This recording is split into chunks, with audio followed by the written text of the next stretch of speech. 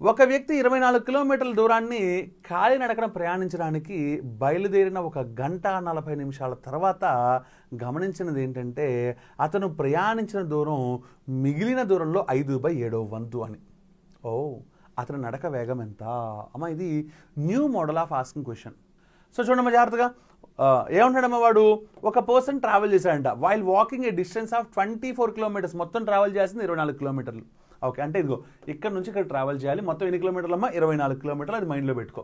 లేదా ఇక్కడ రాస్తాను చూడండి, 24 kilometres. Okay, A man noticed that after walking for 1 hour 40 minutes, ఎంతసేపు నడిచాడమ్మా? 1 గంట 40 నిమిషాలు నడిచిన తర్వాత హీ నోటీస్డ్ సంథింగ్. ఏం నోటీస్ చేశాడు?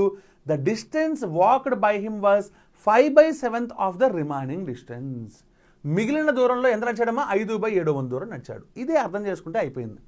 మరి నేను 1 గంట 40 నిమిషాలు నడిచి ఇక్కడికి వచ్చేసాను అనుకుందాం. ఇది నేను నడిచిన దూరం, అది నేను మిగిలిన దూరం, అవునా కాదా? ఇది నేను నడిచిన దూరం, అది మిగిలిన దూరం. నేను నడిచిన దూరం ఎంతంట? Okay, the distance walked by him అంటే నేను నడిచిన దూరం ఎంత అంటే 5/7 ఆఫ్ ద రిమైనింగ్. అంటే ఈ రిమైనింగ్ దాంట్లో 5/7. రిమైనింగ్ దాంట్లో 5/7 అంటే మీనింగ్ ఏంటమ్మా? రిమైనింగ్ ది 7 parts అయితే ఇది 5 parts, అవునా కాదా? ఈ ఒక్క ముక్కతో ప్రాబ్లం సాల్వ్ అయిపోయింది. ఒక్కసారి జాగ్రత్తగా అబ్జర్వ్ చేస్తే, సార్ ఇది 5 parts, ఇది 7 parts, అంటే టోటల్ డిస్టెన్స్ ఎంత? 12 parts. నువ్వెంత చెప్తున్నావు? 24. Okay, 12 parts is equal to 24. 12 ones 12 twos, అంటే 1 part is equal to 2 kilometers. Okay, 1 part 2 kilometers అంటే ఇక్కడ నువ్వు ట్రావెల్ చేసింది 5 parts, అంటే 5 twos are 10 kilometers.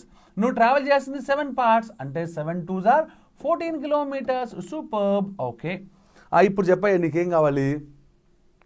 His speed of walking is, తను ఎంత వేగంతో నడుస్తున్నాడు. ఓకే, ఆప్షన్స్ అన్ని దేంట్లో ఉన్నాయమ్మా? Kilometer per hour. Super super super. Sir ఇక్కడ ఆల్రెడీ కిలోమీటర్సే సార్. మామూలుగా అయితే నాకు తెలిసింది ఏంటంటే స్పీడ్ అడిగాడు కాబట్టి స్పీడ్ అంటే డిస్టెన్స్ బై టైం సార్.